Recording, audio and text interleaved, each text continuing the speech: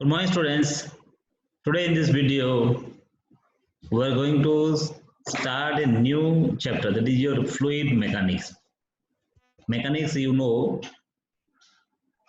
a branch of physics, and fluid mechanics is another branch of physics in which we shall discuss and learn about the phenomenon exhibited by your fluid at rest and fluid in motion. So first of all, we will learn about fluid at rest.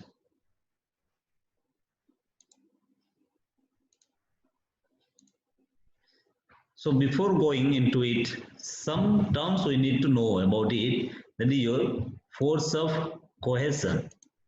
Force of cohesion means force of cohesion.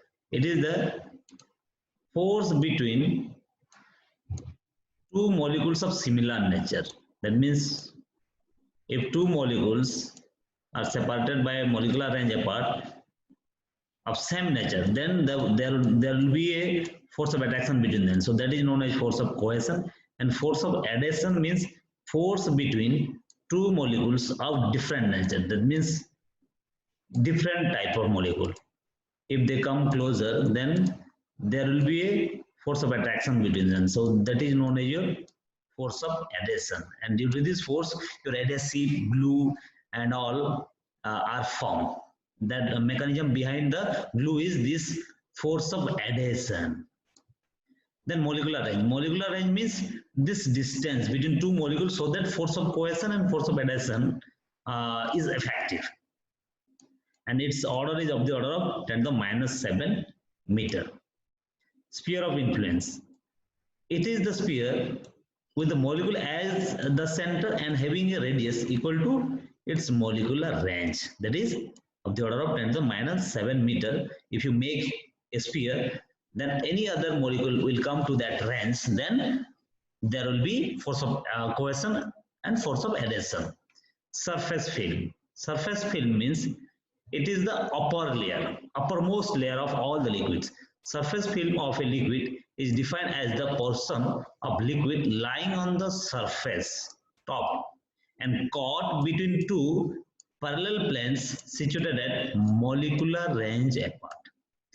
And force of surface tension, it's a very important property of the liquid.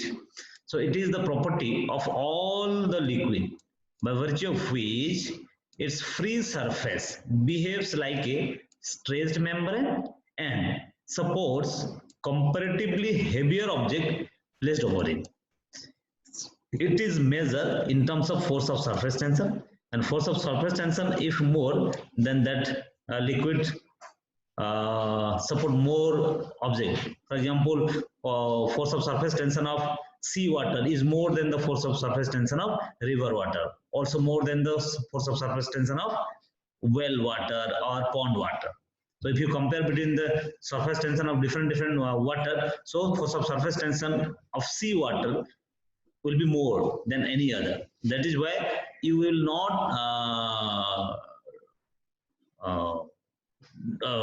drawn in your, or you will float easily in your seawater.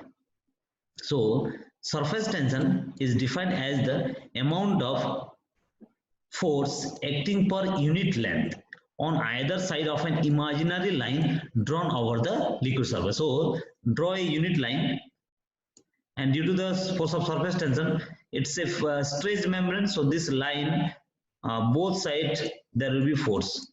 So that both the force F by L, suppose this is the length L, so force of surface tension T is equal to force per unit length, or F by L.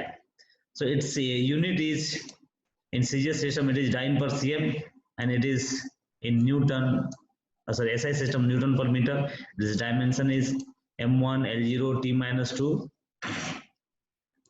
Then coming to the surface energy, force of surface tension acts in such a way that the area of the surface should be always minimum. This is for every liquid. In every liquid, your force of surface tension acts in such a way that the areas, open area, the upper area or free area will always tends to be in minimum. So if we increase the area of the surface, we still have to do work against the force of surface tension. So this work done gets stored in the surface as potential energy. And that potential energy per unit area, of the surface is called surface energy. Angle of contact.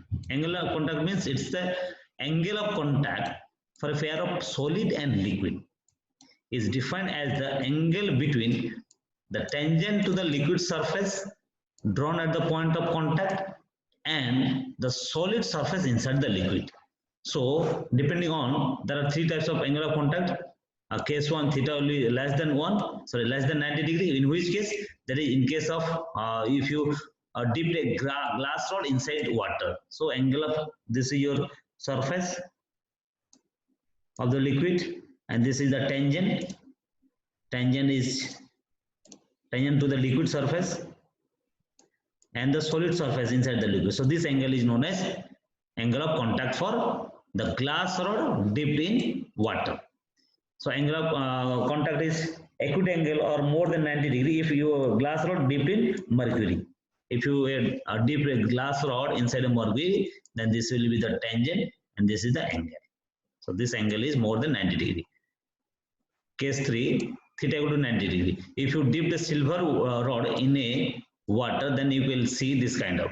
So this is flat. So this is 90 degree. So shape of meniscus.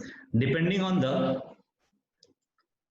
nature of the liquid and the solid, shape of meniscus will be concave, upward, convex, upward, and flat. Suppose this is a molecule, let this O molecule in contact with the solid experiences two forces. Force of adhesion F1 outward and force of cohesion F2 outward. If you resolve the F2 into two components, that will give you F2 sine 45 and F2 cos 45. So comparing F1 and F2 sine 45, we will have the types of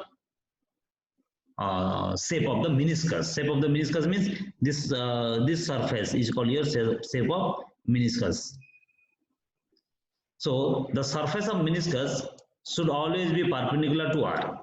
That you need to remember. This resultant F1, F2, resultant of F1 and F2 is your R, and this R is always perpendicular 90 degree to this surface of meniscus. So depending on the magnitude of F1 and F2, the following three cases may arise. First case is your, if F1 is greater than F2 sine 45, that implies F1 is greater than F2, 1 by root 2, and root 2 F1 is greater than F2. That means the resultant R of F1 and F2 obviously lies outside the tube. So the shape of the meniscus in this case is concave upward. In this case, the force of adhesion is stronger than the force of cohesion. Therefore, liquid weights the tube. That means water, if you put water in a glass tube, then the shape of meniscus will be concave upward.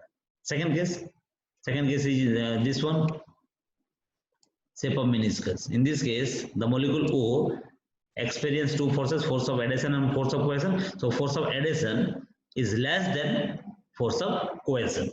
So see this, force of adhesion F1 is less than force of cohesion F2 sine 45, or F1 is less than F2 1 by root 2, or root 2 F1 is less than F2. So the resultant R in this case lies inside. Therefore, the meniscus will be convex upward. For example, mercury in glass tube. Since force of adhesion is weaker than the force of cohesion, such liquid does not weight the tube. But in previous case, the liquid weight the tube. And in the third case, F1 is equal to F2 sine 45. That means F1 equal to F2 1 by root 2, or F2 root 2 F1 equal to F2. That means the resultant R lies along the side of the tube. Therefore, surface of meniscus is flat. In this case, the liquid weighs the tube only under certain limiting condition. For example, water in a silver tube. And this is your capillary rise. The phenomenon by virtue of which the level of liquid in a capillary tube is different from that of the outside is called capillarity. When a tube having a fine bore means a long hole is called your bore, is dipped in a liquid, the level of liquid inside the tube is different from that of outside. Therefore, the liquid having acute angle of contact get rise into it, while those having obtuse angle of contact gets down into it. So in the next video, we shall learn about rise of liquid in a capillary tube.